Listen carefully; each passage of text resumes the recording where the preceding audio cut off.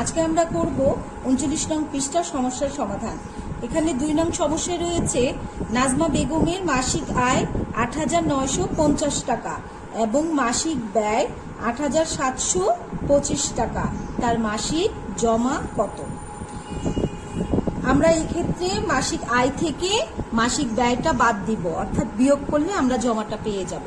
তাহলে নাজমা বেগমের মাসিক আয় হচ্ছে ৮৯৫০ টাকা, তার থেকে আমরা মাসিক ব্যয় ৮৭২৫ টাকা বিয়োগ করব। এখানে শূন্য যেহেতু রয়েছে, নিচে রয়েছে ৫, আমরা যেহেতু শূন্য থেকে ৫ বিয়োগ দিতে পারি না, তাই আমরা পাশের দশক থেকে অর্থাৎ ৫ দশক থেকে ১ দশক ধার নিব। ১ দশক ধার নিলে এখানে হয়ে যাবে ১০। তাহলে ১০ থেকে ৫ চলে গেলে এখানে থাকবে ৫। আর যেহেতু আমরা ৫ থেকে ১ নিয়ে নিয়েছি, তাই ৫ হয়ে যাবে ৪। ৪ থেকে ২ গেলে থাকবে ২। ৯ থেকে এবার আমরা ৯ শতক থেকে ৭ শতক বিয়োগ দিব। ৯ থেকে ৭ চলে গেলে থাকবে ২।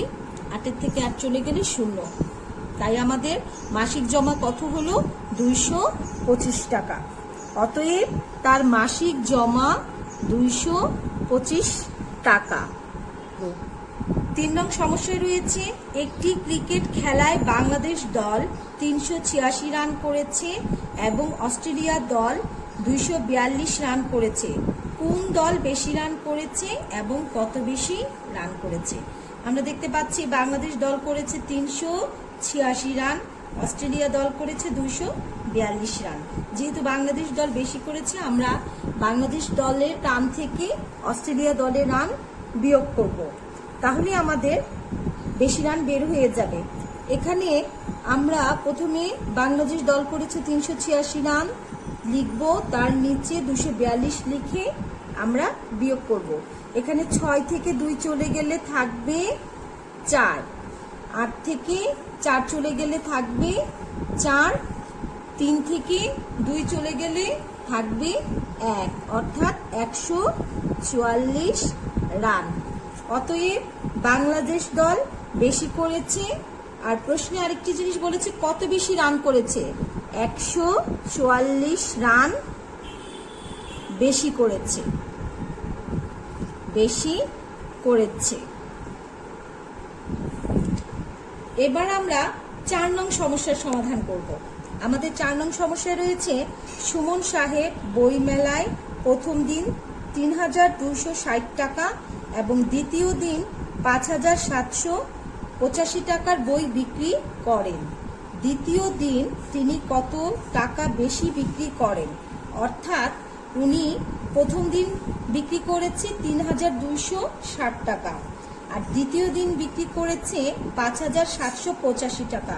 উনি দ্বিতীয় দিন প্রথম দিনের থেকে বেশি বিক্রি করেছে, তাই আমরা দ্বিতীয় দিনের বই থেকে প্রথম দিনের বই বিয়োগ দিব।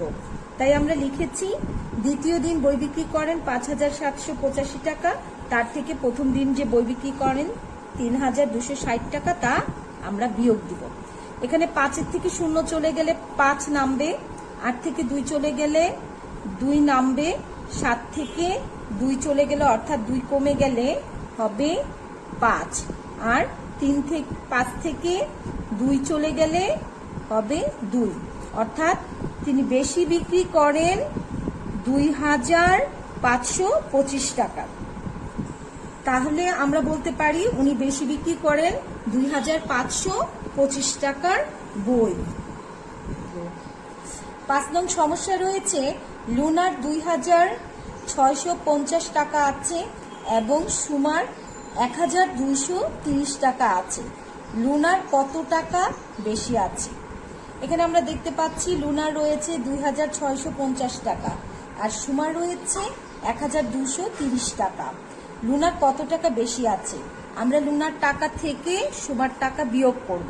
তাই আমরা প্রথমে লুনার টাকা লিখে নিলাম ২৬৫০ টাকা, তার থেকে এবার আমরা সুমার ১২৩০ টাকা বিয়োগ করব।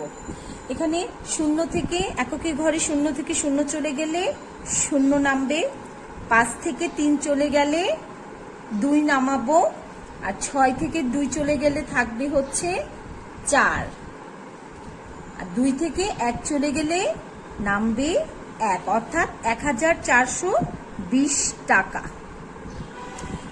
অতএব লুনার বেশি আছে 1420 টাকা। 6 নং সমস্যায় রয়েছে একটি নার্সারিতে 988টি গোলাপের চারা গাছ এবং 672টি জবার চারা গাছ আছে।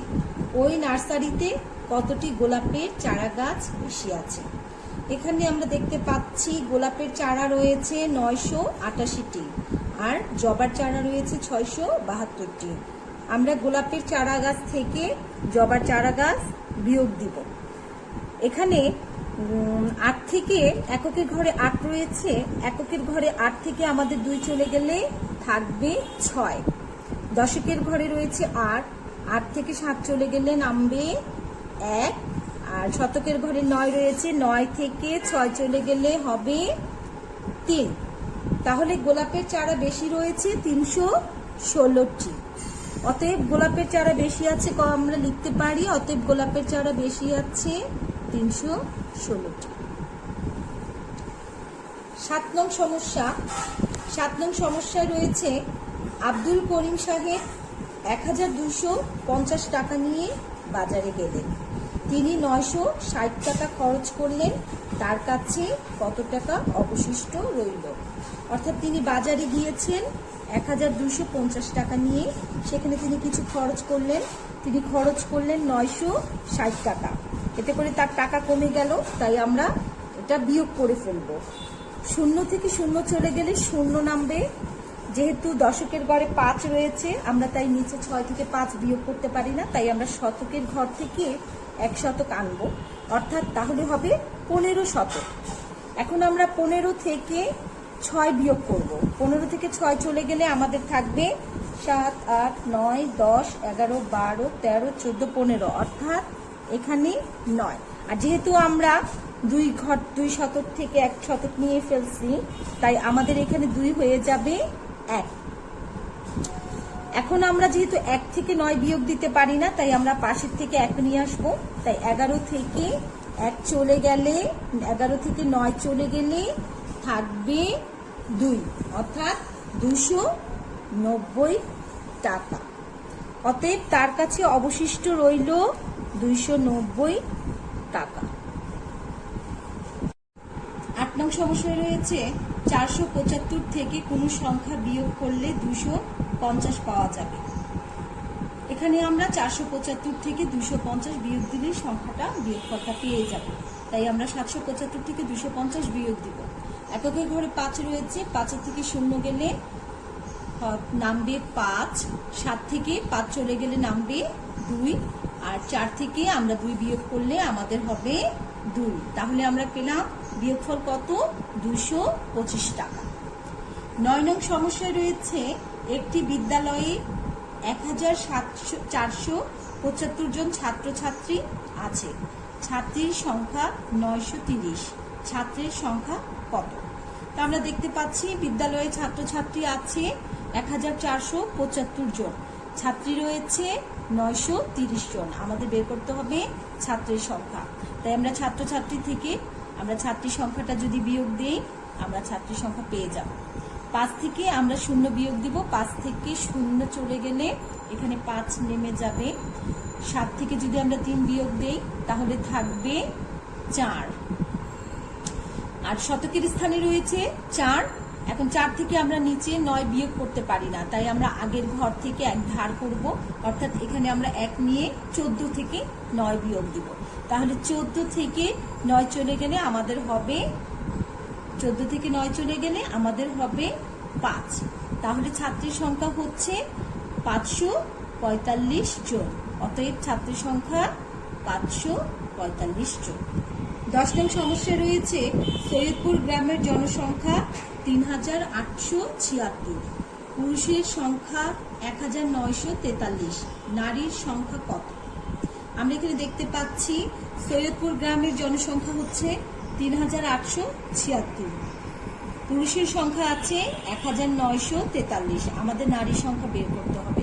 আমরা যদি জনসংখ্যা থেকে মোট জনসংখ্যা থেকে পুরুষের সংখ্যাটা বাদ দিয়ে দিই অর্থাৎ বিয়োগ করি, তাহলে আমাদের নারী সংখ্যাটা আমরা পেয়ে যাব।